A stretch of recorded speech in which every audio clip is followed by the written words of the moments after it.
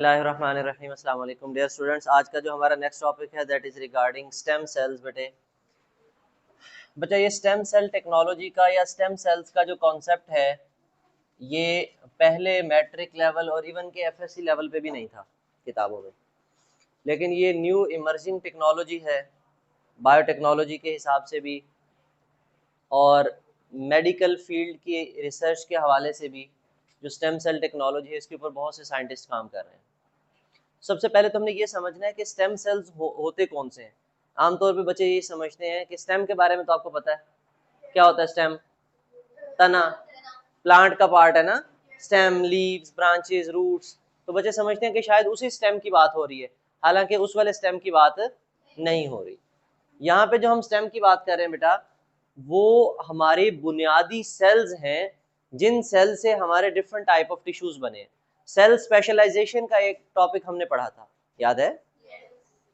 तो उसमें हमने पढ़ा था कि एक जाइगोट से हम बने हैं और हर सेल स्पेशल हो जाता है। सेल की डिफरेंशिएशन की टेक्निक आती है। कौन सी टेक्निक आती है? डिफरेंशिएशन की। उस डिफरेंशिएशन की टेक्निक में हर सेल को एक अलग फंक्शन अलॉट किया जाता है, ठीक है।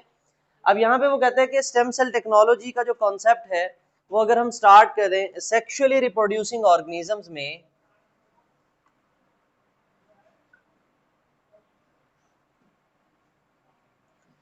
आपको पता है सेक्सुअल रिप्रोड्यूसिंग ऑर्गेनिजम्स में दो जानदार उनके गैमेट्स आपस में मिलते हैं, फीमेल और मेल। फीमेल से बेटा क्या आता है?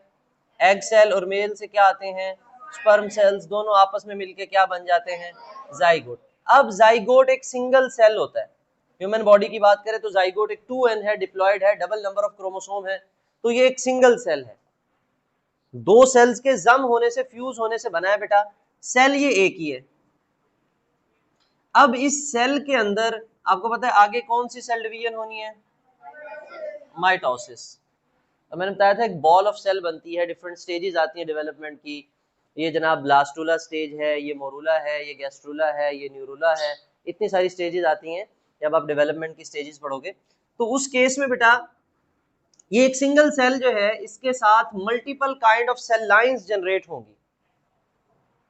Multiple kinds of cell lines generate होंगी। जैसे मैंने आपको बताया था कि ये मार्कर बनाने वाली फैक्ट्री ये एक ही मार्कर का सांचा बनाती होगी, प्रिंटिंग वाली जो होगी वो अलग होगी कि उसके ऊपर वो प्रिंट कर रही है कि ये ब्लैक है, ये ब्लू है, ये फ्ला है। लेकिन जो मेन इसका स्ट्रक्चर बनाने वाली फैक्ट्री वो तो एक ही होगी जो इसका ये वाला पोर्शन बनाएगी। तो इसी तरह बेटे हमारी बॉडी के अंदर जो बुनियादी सेल्स हैं उनको हम नाम देते हैं स्टेम सेल्स। यानी जो जाइगोट से आगे सेल्स बनेंगे, हमारी जब रिप्रोडक्शन होती है उस दौरान हमारी जर्म लेयर्स बनती हैं। क्या बनती हैं बेटा? Germ layers.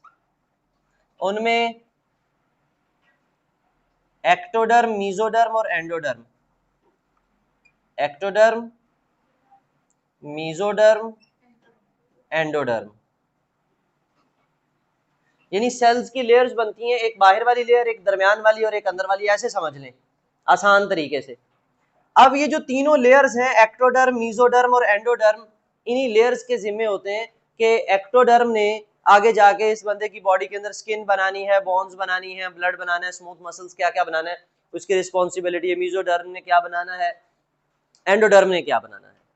नर्वस सिस्टम किसकी रिस्पॉन्सिबिलिटी है? ब्रेन, स्पाइनल कॉर्ड बनाना, रीढ़ की हड्डी बनाना।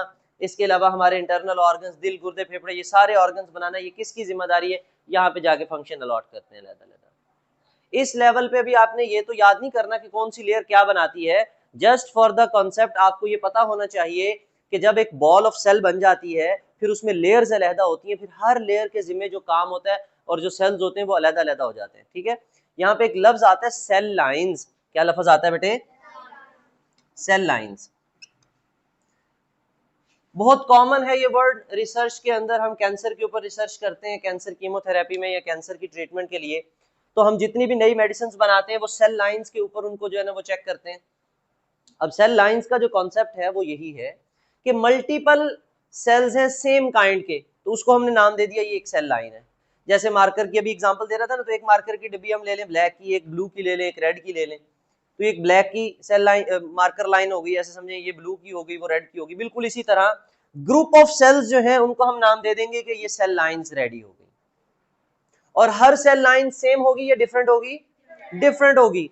जिस सेल लाइन के जिम्मे लिवर बनाना है वो लिवर सेल बनाएगी, जिस सेल लाइन के जिम्मे बोन मैरो बनाना है वो बोन मैरो बनाएगी, जिस सेल लाइन के जरिए हमारे जो है ना वो नर्वस सिस्टम बनाना है वो बनाएगी। क्लियर?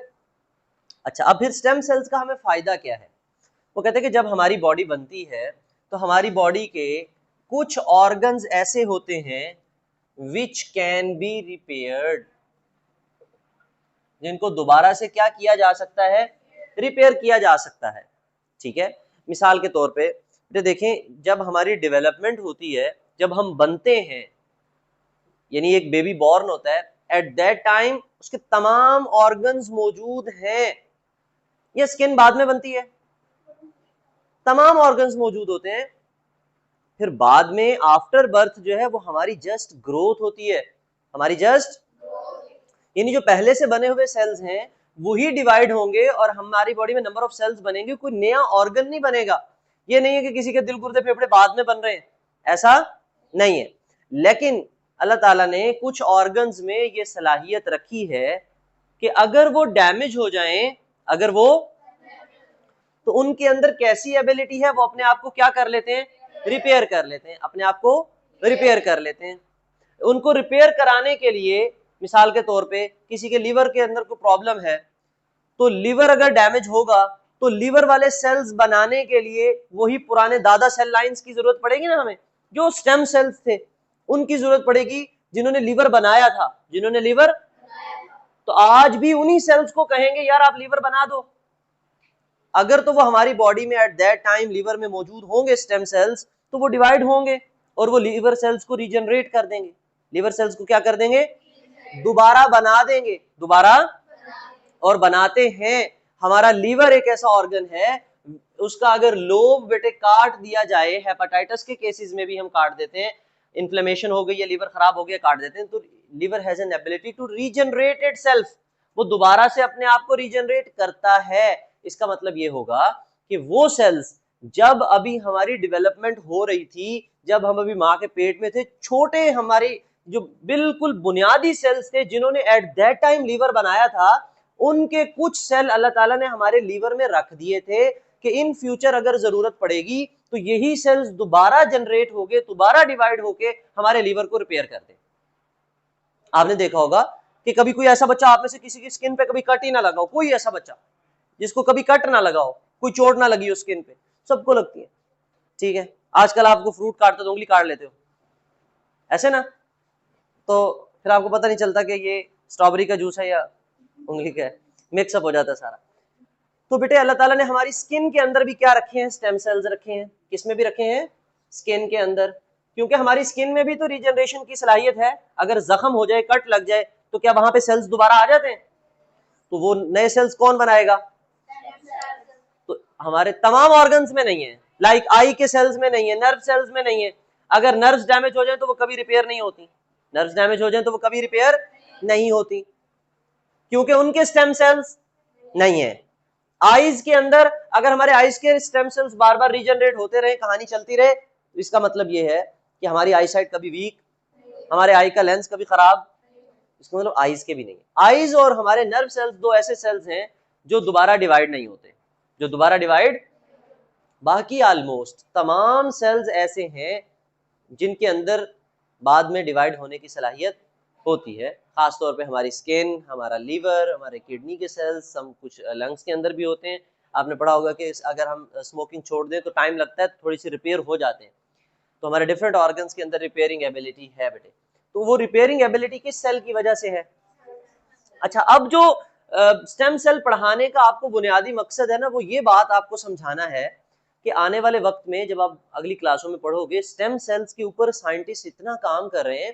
वो कहते हैं मिसाल के तौर पे अगर हम उन स्टेम सेल्स को प्रिजर्व कर लें, बचा लें, जिन्होंने आपका हार्ट बनाया, जिन्होंने आपकी किडनी बनाई, उनको हमने रख लिया, उनको हम पैक करके रख लें, खुदा ना खास्ता लाइफ में किडनी के प्रॉब्लम आते हैं, बहुत से लोगों की किडनी फेल हो जाती है, वो नया गुर्दा लगवाना पड़ता है। आपने 8th क्लास में भी पढ़ा, कोई मार्केट से मिल जाता है नया गुर्दा, ये कोई शॉप से मिल जाए, कोई साइंटिफिक लेबोरेटरी वहां से मिल जाए, इंसानी गुर्दा दे दो, कसाई की दुकान से मिल जाए, बकरे का दे दो, वो डाल देंगे। ऐसा नहीं होता। तो हमें उसी इंसान जैसा, उसी की प्रोटीन जैसा गुर्दा बहुत मुश्किल मिलता है, और अगर मिलता भी है तो वो किसी सके बहन भाई से, किसी ब्लड रिलेशन वाले बंदे से मिलता है। मैचिंग आपस में उन्हीं की होती है ना, इसके अलावा तो मैचिंग नहीं होती। अच्छा, अब वो मैच करवाना, तो जिसने देना है उसके अंदर भी तो सखावत होनी चाहिए ना। ये कोई पैसे थोड़ी है कि जेब से निकाले और दे दिए। आखिर अपने जिस्म का कोई हिस्सा देना, इट्स टू डिफिकल्ट बेटे, मुश्किल है। एक हौसला हिम्मत चाहिए, और वो बंदा अपनों के लिए ही कर सकता है, किसी गैर के लिए ये हिम्मत हौसला आता ही नहीं है। अब वो कहते हैं कि हम अगर उस बंदे की किडनी के सेल्स हमने पहले से स्टेम सेल्स रखे हुए होंगे, तो अगर हम उनको लेबोरेटरी में किसी ऐसे तरीके से प्रिजर्व कर लें, और कल कला को उनको हम फिर फ्रीजर में रखें, तो 25 30 40 50 साल के बाद अगर उसको जरूरत पड़ती है दोबारा, हम उन सेल्स को मीडियम दें, और उन सेल्स के अंदर तो सलाहियत होगी क्या बनाने की, किडनी, वो नई किडनी बना दे हमें, और हम उस किडनी को उठाएं और उस बंदे में फिट कर दें। चल, बात समझ आ रही है? तो ये जो स्टेम सेल्स है, इनकी जो वर्थ है, जो इनकी अहमियत है, वो ये है जो मैंने आपको बता दी। ठीक है, यहां तक बेटे कोई क्वेश्चन? कोई क्वेश्चन नहीं है? तो समझ में आया स्टेम सेल्स हैं क्या? बेसिकली ये वो सेल्स हैं, ये वो दादा सेल्स हैं जिन्होंने हमारी बॉडी के अंदर तमाम सेल्स, आज भी हमारे बोन मैरो के अंदर अडल्ट स्टेम सेल्स मौजूद हैं, और वो स्टेम सेल्स हमारी बॉडी के अंदर, देखो मैंने कल भी बताया आपको कि हमारे रेड ब्लड सेल्स जो हैं उनका कितना लाइफ स्पैन है, 120 डेज। इन 120 डेज के बाद हमें न्यू रेड ब्लड सेल्स की जरूरत पड़ेगी ना। तो अब जो नए रेड ब्लड सेल्स है वो कौन बना रहा है? Bone marrow. इसका मतलब बोन मैरो के अंदर जो सेल है वो कौन सा सेल है? आपने बायोटेक्नोलॉजी में पढ़ा होगा जीन बोन मैरो ट्रांसप्लांट, कभी आपने पढ़ा? Thalassaemia, sickle cell anaemia, haemophilia, ऐसी बीमारियों के नाम सुने? और अगर सुने तो आपने उनका इलाज भी सुना होगा, और उनका इलाज भी यही है, बोन मैरो ट्रांसप्लांट। क्या करते हैं? अब उस बोन मैरो में जब ट्रांसप्लांटेशन करते हैं, बेसिकली हम बोन मैरो के क्या बदल रहे हैं? Stem cells. क्योंकि उसका प्रॉब्लम स्टेम सेल्स में है, जब वो स्टेम सेल्स डिवाइड होकर white blood cells, red blood cells, platelets, कुछ भी ऐसा बनाते हैं, तो वो खराब बना रहे हैं। इसका मतलब मसला जो है वो स्टेम सेल्स है, तो हम उसके स्टेम सेल्स बदल देते हैं। स्टेम सेल टेक्नोलॉजी इज कहते हैं कि आने वाले वक्त में एक बहुत अच्छी फील्ड है, बल्कि चल रही है हमारी इवन के पाकिस्तानी यूनिवर्सिटीज के अंदर जो है ना वो स्टेम सेल टेक्नोलॉजी के ऊपर रिसर्च चल रही है। तो ये एक बड़ी वास्ट फील्ड बनने वाली है, इसलिए इसका कॉन्सेप्ट आपकी किताबों में डाला गया है। फेडरल बोर्ड की बुक में उन्होंने सेल्स के नाम भी बताए। प्लांट्स के अंदर भी ये सलाहियत होती है, totipotent sales, multipotent sales.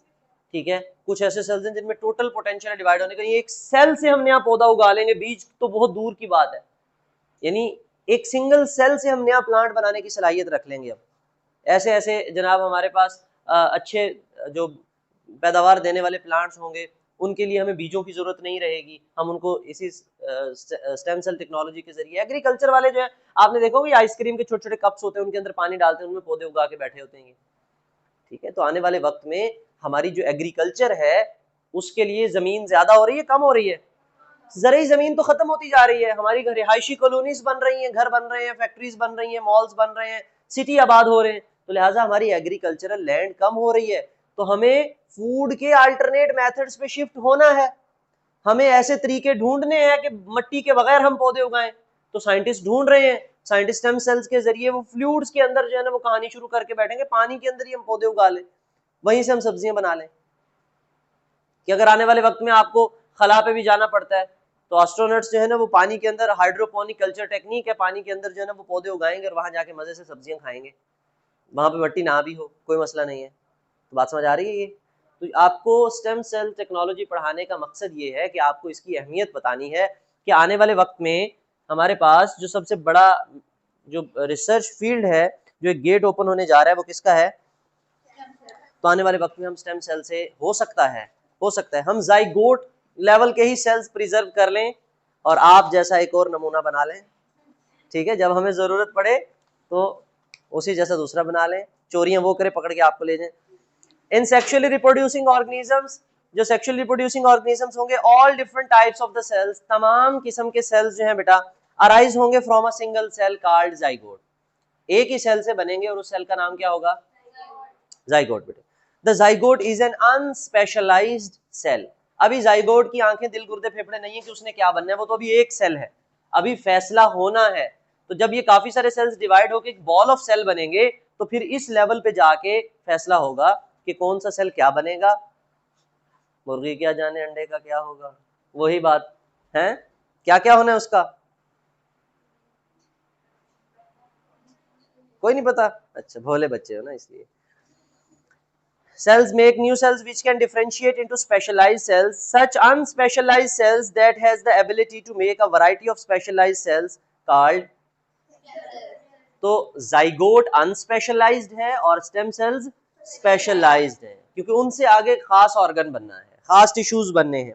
During development when the earliest stem cell, that is zygote, divides, it makes different cell lines. The cells of each line differentiate into specific type of cells like skin cells, muscle cells, nerve cells, blood cells, cells etc. Stem cells also remain in different parts of the body. Even कि आज भी हमारी body में मुख्तलिफ जगहों पे stem cells मौजूद हैं, और उन स्टेम सेल्स का मकसद क्या है हमारी बॉडी में? Repairing. Throughout the life, these stem cells can divide and differentiate into specific cells as the body needs them. They can also regenerate damaged tissue under the right conditions. For example, stem cells present in skin helps in wound healing. Stem cells present in the liver also help to repair after damage. Stem cells present in the bone marrow differentiate to make the different types of and immune cells. तो side box देखें, in some parts of the body such as gut and bone marrow, adult stem cells regularly divide two produce new tissues for the maintenance and repair. बेटे अब ये देखो, bone marrow के अंदर उसने हड्डी का जो बोन मैरो है वो दिखाया है, और उसके अंदर उसने सेल्स दिखाए हैं जूम करके कि ये स्टेम सेल्स हैं, एंड और यही सेल्स बेटा आगे जाके डिवाइड होंगे, ठीक है। और ये सेल्स डिवाइड होने के बाद व्हाइट ब्लड सेल्स भी बना रहे हैं, प्लेटलेट्स भी बना रहे हैं, और रेड ब्लड सेल्स भी बना रहे हैं बेटा। तो ये जो हमारे बोन मैरो के अंदर है वो स्टेम सेल्स ही हैं, ठीक है। तो यहाँ तक बेटे किसी बच्चे का कोई क्वेश्चन? चले, ये भी चैप्टर हमारा खत्म हुआ। अगर बेटा इस होल टॉपिक में किसी बच्चे का कोई क्वेश्चन है तो आप कमेंट सेक्शन में पूछ सकते हो। Thank you, Allah Hafiz.